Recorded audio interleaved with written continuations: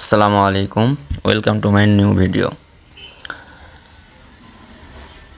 অনেক কষ্ট সাধনা, বৃষ্টি, ঝড় ইত্যাদি ইত্যাদির পরে ফাইনালি আমরা আমাদের ধান মাড়াই শেষ করেছি এবং এরপরে আমরা সেই ধানগুলোকে ওজন দিতেছি এবং আমরা আজকে এই ধানগুলো আমাদের গোডাউনে নিয়ে চলে যাব।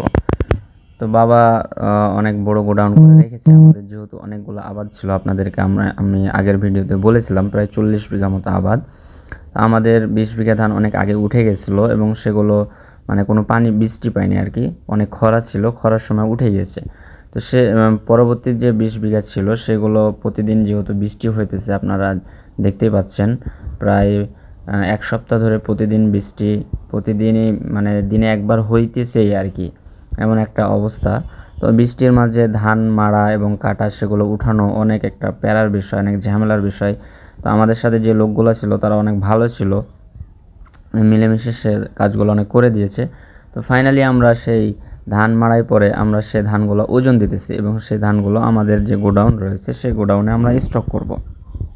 দেখতেই পাচ্ছেন অনেকগুলো বস্তা প্রায় লোড করা হয়ে গেছে, ওজন দেওয়া হয়ে গেছে। তো আমাদের একটা গাড়ি আসলো, যে আমাদের নিজস্ব গাড়ি, সে আমাদের আর কি গোডাউনে ধান নিয়ে যাওয়ার জন্য। তো প্রায় আমাদের যে লোক রাখা ছিল তারা সকলেই অল্প অল্প করে ধান তুলে সে গাড়িতে মানে লোড করতেছিল।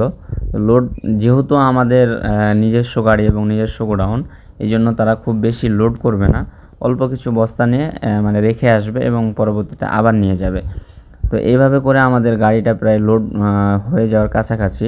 এবার আমি যেহেতু ধানের কাছেই ছিলাম এবং ধানের যেখানে স্তূপ করা ছিল সে পাশেই আর কি আমি ভিডিও করতেছিলাম, এই জন্য মাঝে মধ্যে আমি ধানগুলোও দেখতেছিলাম এবং ভিডিও করতেছিলাম। আমাদের যেহেতু আলাদা কোনো ভিডিও করার লোক নেই বা আমরা লোক রাখিনি এখন পর্যন্ত, যেন আমি নিজেই ভিডিও করতেছিলাম। এরপরে গাড়ি লোড হওয়ার পরে ড্রাইভার সাহেব, যিনি ড্রাইভার ছিলেন, উনি গাড়ি স্টার্ট দিলেন এবং স্টার্ট দেওয়ার পরে গাড়ি নিয়ে চলে গেল। অল্প কিছু ধান নিয়ে গেল, প্রায় 30 থেকে 40 বস্তা মতো। সেই ধানগুলো রেখে আবার চলে আসছে গাড়ি। এরপরে আমি নিজেই মানে আমার ছোটো ভাইকে ক্যামেরাটা দিলাম। এরপরে আমি ওদের সাথে একটু কাজ করলাম, মানে নিজের মানে প্র্যাকটিস করার জন্য। এরপরে সকলে বললো যে আপনি একটা বস্তা নেন। এরপরে আমি নিজে মাথায় করে একটা প্রায় 70 কেজি মতো ওজনের বস্তা গাড়িতে লোড করলাম।